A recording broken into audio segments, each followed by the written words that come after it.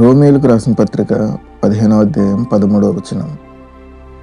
కాగా మీరు పరిశుద్ధాత్మ శక్తి పొంది విస్తారముగా నిరీక్షణ గలవారగుటకు నిరీక్షణకర్తయగు దేవుడు విశ్వాసము ద్వారా సమస్త ఆనందముతోనూ సమాధానముతోనూ మిమ్మును నింపునుగాక.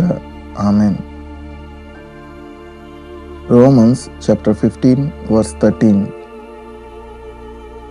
May the God of hope fill you with all joy and peace as you trust in Him, so that you may overflow with hope by the power of the Holy Spirit. Amen.